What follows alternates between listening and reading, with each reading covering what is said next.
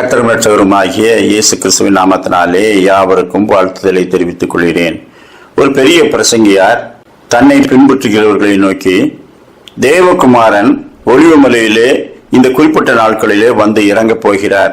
அவர் வரும் நாளை குறித்து, நேரத்தை குறித்து பரிசுத்த வேதாகமத்தில் சொல்லப்படவில்லை. ஆனால் என்னை போன்ற மிகப்பெரிய ஒரு தீர்க்கதரிசிக்கு, ஆவியை பெற்ற மனுஷனுக்கு அவர் தன்னை வெளிப்படுத்தி இருக்கிறார். அதன்படி இந்த குறிப்பிட்ட நாட்களிலே அவர் ஒலிவு முறையிலே வந்து இறங்கப் போகிறார் என்று சொன்னார். அந்த பிரசங்கியாரை விசுவாசிக்கிற அநேகர் உடனடியாக தங்கள் உடைமைகளை எல்லாம் விற்றுவிட்டு ஒலிவு மலையிலே ஏறினார்கள்.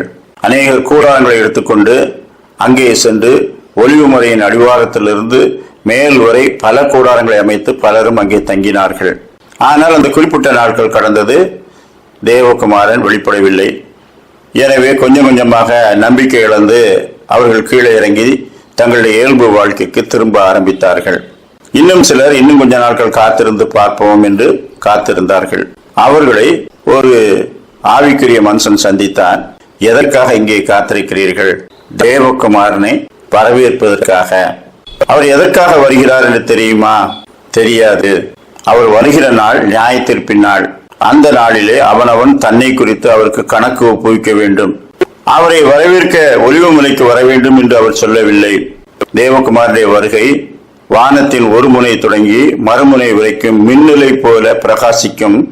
சகல ஜனங்களும் அவரை காண்பார்கள். அவர்கள் எங்கே இருந்தாலும் அவரை சந்தித்தே ஆக வேண்டும்.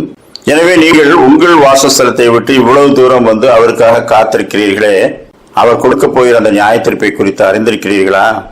ஒரு மனிதன் சிங்கத்தை வேட்டையாட சென்றான். தூரத்தை சிங்கத்தை கண்டு சுட்டு விட்டான். அது காயம்பட்டு தப்பி ஓடிவிட்டது.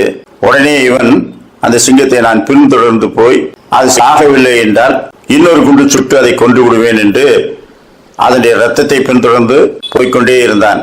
துப்பாக்கி தோளுக்கு மேலாக தூக்கி வைத்துக் கொண்டு அவன் போகும்போது ஒரு புதற்குள்ளிருந்து அது வெளிப்பட்டு அவனை அடித்து கொண்டு தின்று விட்டது.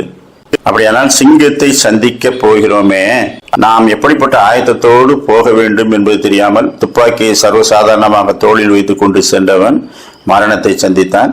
தேவகுமாரனை அவர் நியாயத்தீர்ப்பு கொடுக்கிறார் என்பதை அறியாமல், நான் சந்திக்க ஆயத்தப்படுகிறேன் என்று ஒலிவு முறைக்கு வந்தாலும் சரி, எந்த மலைக்கு போனாலும் சரி, அவரை சந்திக்கும் நாளிலே நரகத்தின் குழிகளுக்குள்ளே தள்ளப்படுவீர்கள். அப்படியானால் நீங்கள் எங்கும் போக வேண்டாம், இருக்கிற இடத்திலேயே இருந்து நித்தியத்துக்கு போக அவரே வழிகாட்டி இருக்கிறார். நீங்கள் மனம் திரும்பி மறுபடியும் பிறந்த குழந்தைகளைப் போல் மாறாவிட்டால் பரலோக ராஜ்யத்திலே பிரவேசிக்க மாட்டீர்கள். பரலோகத்துக்கு போக வேண்டும் என்றால் ரட்சிக்கப்பட வேண்டும். அந்த ரட்சிப்பை எப்படி பெற்றுக் கொள்வது? பாவங்களை நாம் அறிக்கையிட்டால் பாவங்களை நமக்கு மன்னித்து எல்லா அநியாயத்தை நீக்கி நம்மை சுத்திகரிப்பதற்கு அவர் உண்மையும் நீதியும் உள்ளவராய் இருக்கிறார். எனவே முதலாவது அவரை நோக்கி பார்த்து பாவ அறிக்கை செய்து பாவ மன்னிப்பு நிச்சயத்தை பெற்றுக் கொள்ளுங்கள். நீங்கள் உலகின் எந்த பகுதியில் இருந்தாலும் அவர் உங்களை சந்தித்து விடுவார். அது நியாயத்திற்கு கொடுக்கும் நாள் அல்லவா? அந்த நாளுக்கு உங்களை ஆயத்தப்படுத்துங்கள் என்று அவர்களுக்கு சொன்னார். ரோமர் 14:12 ஆதலால் நம்மில் ஒவ்வொருவனும் தன்னை குறித்து தேவனுக்கு கணக்கு ஒப்புவிப்பான். ஆம், கிறிஸ்துவின் வருகை அது நியாயத்தீர்ப்பின் நாள்.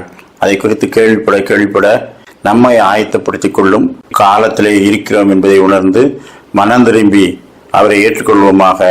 கர்த்தர் தாமே அப்படிப்பட்ட நல்ல சிந்தனைகளை நமக்கு தந்தருள்வாராக. ஆமேன்.